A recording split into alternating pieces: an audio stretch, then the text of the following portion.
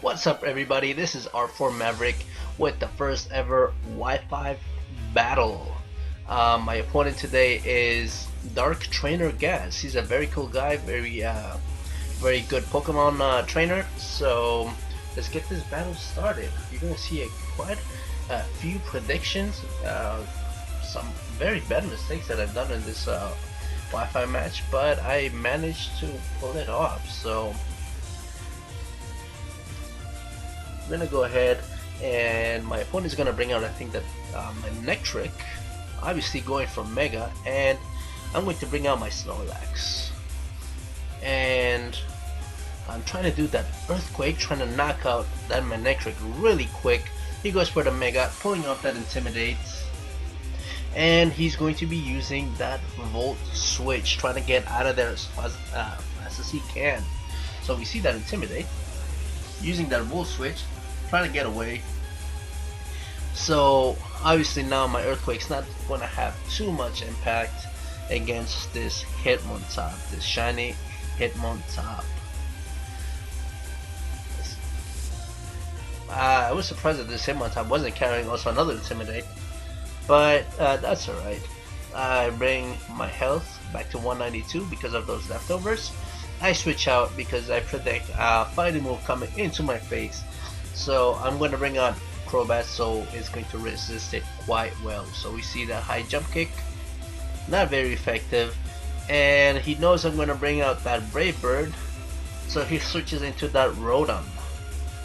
That Brave Bird is not going to do much damage into that Rotom.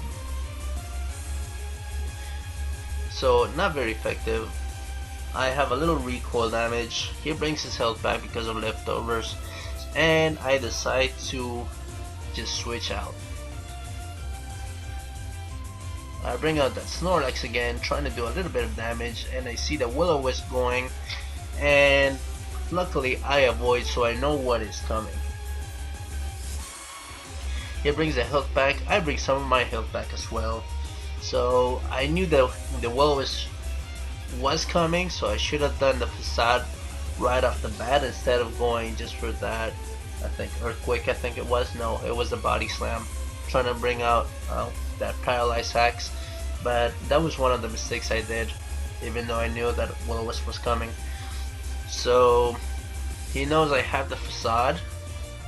I told him beforehand. That was another one of my mistakes because we were chatting via Skype. So he wants to get out of there. He does not want to receive that Facade in the face, so he switches out, I think, into that Hitmontop again, and you'll see the massive damage that this Facade is going to do, which is rather amazing, and it just knocks it out. I bring back a little bit more of my health with those leftovers and the burn, so both of them kind of balance each other out.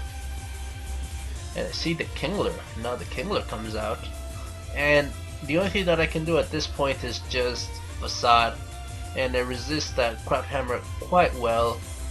Kingler is about to die. I cannot do anything else at this point because of the burn and the amount of health that I have on me. So I just decided to just let him die, let him faint. That's all I can do. I'm gonna bring out the Crobat one more time, expecting to just try and kill that Kingler, but he just switches out into that Rotom, and for this time I know better and I do that Cross Poison, and he brings his health back again with that leftovers. And again I'm going to go for another Cross Poison because I'm locked into that move. So I'm expecting either a crit or a poison, but it never happens. So I think one more Cross Poison might do the trick, but he decides to, I think, switch out. Yep, there you go. And we have the Hydreigon, which quite luckily resists quite well my Cross Poison, as you're going to see in this health right here. So at that point I know that it's going to take about 3 attacks to just knock him out, but I'm locked into this move, so I'm going to do another Cross Poison, trying to get the crit. Does not happen. I get the Dragon Pulse in the face, and I think I resisted quite well also. And we see another leftovers triggering in that Hydreigon. The Hydreigon does not want to stay because he knows he's gonna be knocked out, and he brings out that Rotom, and with this cross poison, that'll be the last we see of this Rotom right here.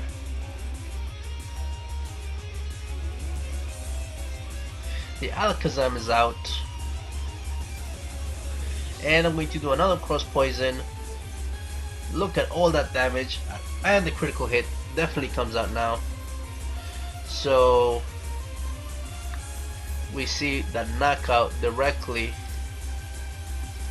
from that Alakazam into that Crobat, and I want to bring out this Weavile here because I'm carrying Fake Out, and I know I can just outspeed it completely. He knows I'm carrying that, so he decides to switch out. He brings out that Kingler, and you're going to see that unfortunately my Fake Out does not knock him out. But that's enough. I'm going to just use a Night Slash, and he decides not to be in for that. He brings out the Hydreigon, but regardless, he's going to be knocked out. So that's another Pokemon that I don't have to worry about. And the critical hit is triggered. Does not matter, still knocked out. No problem. The Manectric comes out, and it triggers that Intimidate as well, lowering my attack. I decide to switch out, and I'm going to bring my Ditto. My Ditto is going to, because of its Imposter move, a special ability, going to resist all type of electric attacks. He decides to use a Thunder Wave against my would-be Weavile, but it is not doing anything into my Manectric. So Kingler is going to be knocked out because of this overheat right here. Boom. Another Pokemon bites the dust, and his next Pokemon will be Alakazam with that last 1 HP. And here I'm not worried about that attack drop from my overheat. I just go ahead and just try to knock him out one more time, because I can literally just do 1 damage, and that's fine. So now at this point I know that I need to switch out because I lost a lot of a special attack. And the Manectric comes again, bringing that Intimidate, does nothing to my attack. I switch out, and I bring my Aggron. Now, unfortunately, his Thunderbolt is going to do massive damage to my Aggron, and I'm going to get that paralyzed on top of that, bringing my Aggron that much more slower. Mega trying to bring out an Earthquake. I'm thinking at this point that he's gonna knock me out with that Thunderbolt, but I survive with a sliver of health, 4 HP. I do the Earthquake, and I think it takes a little bit more than half, exactly.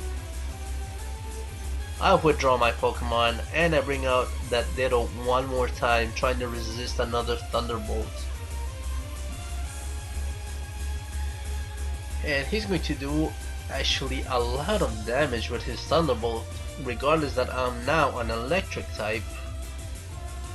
That's a lot, even though it's not very effective. So with this overheat, I'm going to say sayonara to this Manectric.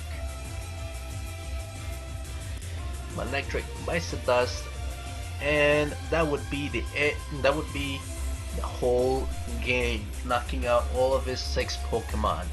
So guys, if you want to see more of this kind of content, make sure you like this video, you hit subscribe, you follow me on Twitter and on Facebook / the R4Maverick.